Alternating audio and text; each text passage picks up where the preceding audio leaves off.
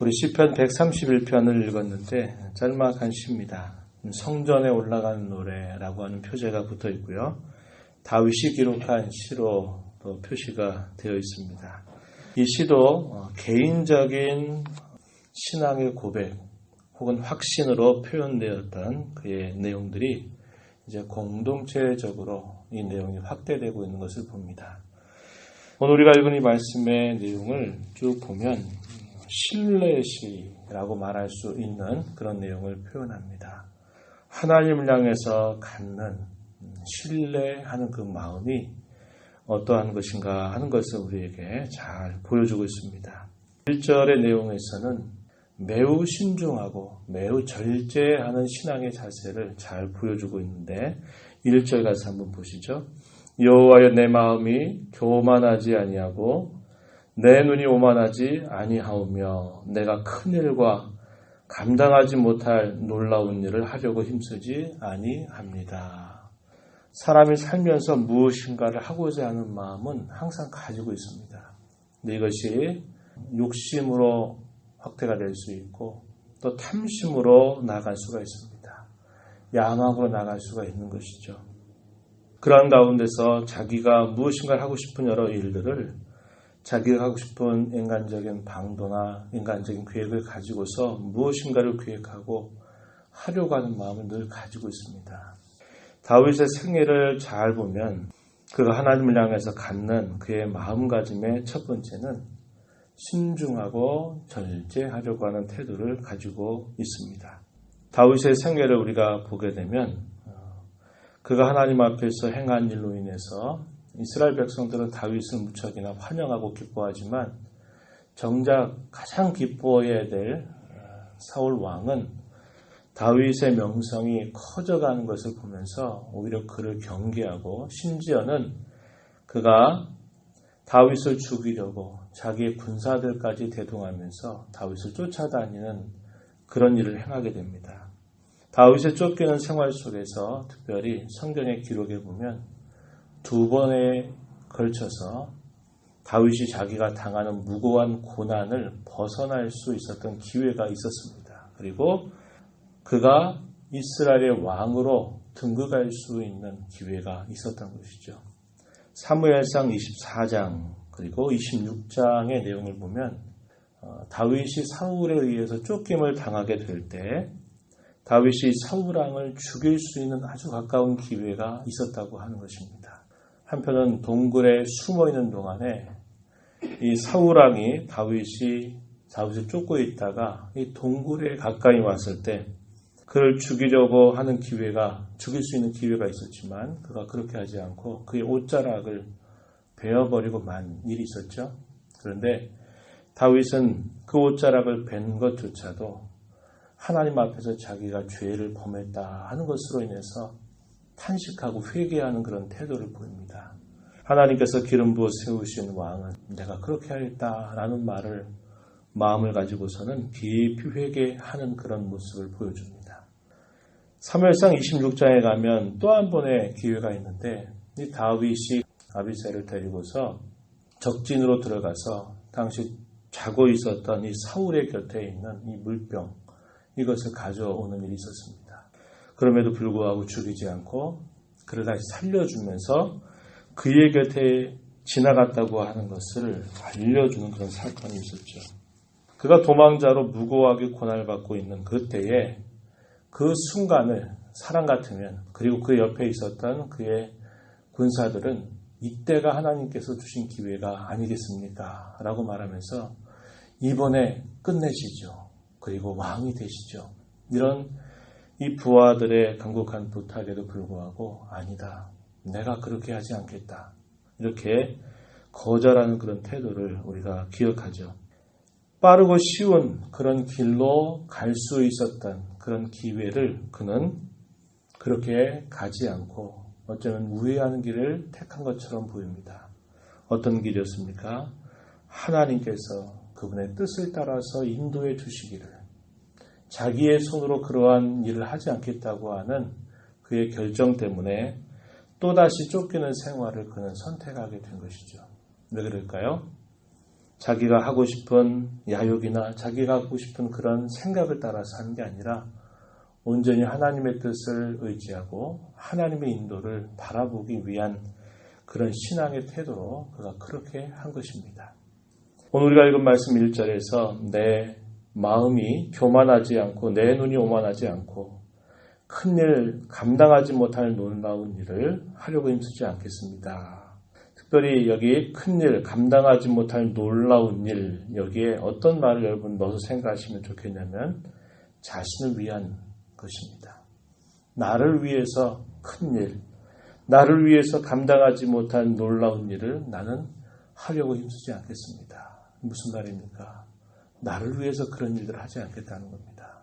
오직 하나님께서 기뻐하시고 원하시는 일을 하도록 하겠습니다. 이런 태도를 보이고 있는 것입니다. 얼마나 귀한 신앙의 자세이겠습니까? 이런 자세를 우리는 하나님을 섬기는 우리의 신앙 속에서 잘 배워가야 한다는 것입니다. 2절 말씀에 보면은 실로, 이건 참으로 진실로 그 말입니다. 2절에 내가 내 영혼으로 고요하고 평온하게 하기를 젖된 아이가 그의 어머니 품에 있음 같게 하였나니 내 영혼이 젖된 아이와 같도다. 이렇게 말합니다. 그가 하나님 안에서 하나님을 깊이 만나고 하나님을 찾고 구하는 그의 심정은 마치 어머니의 품에 배고파서 젖을 계속 빨다가 이제 충분히 빨고 싶은 만큼 어머니 젖을 빨아서 이제 만족한 그런 자세로 어머니의 품에 안겨져 있는 어린아이와 같은 심정이다. 이렇게 표현했습니다. 내 영혼으로 고요하고 평온하게 하였기를 마치 어머니 품에 있는 젖된 아이와 같이 만족하고 있는, 기뻐하고 있는, 이 정도면 충분하다고 생각하고 있는 그런 마음으로 하나님을 고요하고 평온한 그런 심정으로 하나님을 바라보고 있는 그런 심정을 표현하고 있는 것입니다. 하나님께 집중하는 그런 모습입니다. 하나님이면 됩니다. 하나님께서 하시면 됩니다. 하나님이 도와주시면 됩니다. 이러한 신앙의 자세를 다윗이 잘 보여주고 있는 것입니다. 그러면서 더 나아가서는 마지막 절에 보니까 이제 이스라엘을 불러들이면서 이스라엘아 여호와를 바랄지어다. 하나님을 이러한 심정으로 바라라고 이야기합니다. 그는 참으로 이러한 신앙의 자세를 통해서 하나님께서 행하시는 놀라운 일들을 수없이 많이 경험을 하면서 그는 하나님 앞에 겸손을 배웠고 하나님은 자신을 찾고 바라는 자에게 언제나 하나님은 응답하셔서 그를 도와주셨음을 그는 참 많이 경험하게 됩니다. 그러한 그의 경험에 비추어서 그는 자기 자신이 하나님 앞에 그랬던 것처럼 하나님을 경외하고 하나님을 사랑하고 하나님의 백성으로 부름받은 모든 이스라엘을 향해서 이스라엘아 여호와를 바라라 이렇게 말합니다. 언제까지요? 지금부터 영원까지. 우리의 살아가는 생애가 닿을 때까지 하나님을 이러한 심정으로 바라볼 것이다. 바랄 것이다. 바라며 살아라. 이렇게 교훈해 주고 있는 그런 내용을 우리가 볼 수 있겠습니다.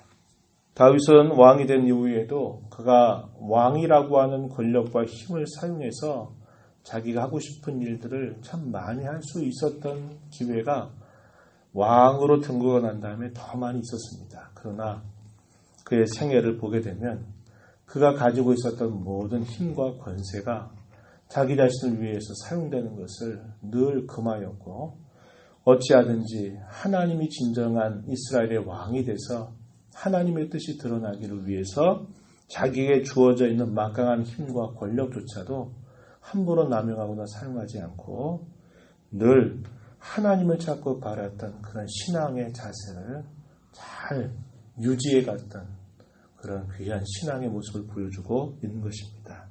우리 또한 하나님 앞에서 그러한 태도를 언제나 갖고 살게 될 때 하나님께서는 우리에게 그분의 놀라운 은혜와 그분의 놀라운 능력을 경험하도록 우리를 인도해 주신다는 것을 우리는 꼭 기억해야 합니다. 우리에게 늘 하나님으로 만족하는 그런 신앙의 자세를 늘 갖고 하나님을 바라고 찾는 그런 신앙의 자세를 또 잘 배워가는 그러한 저희가 되어야 할 것입니다.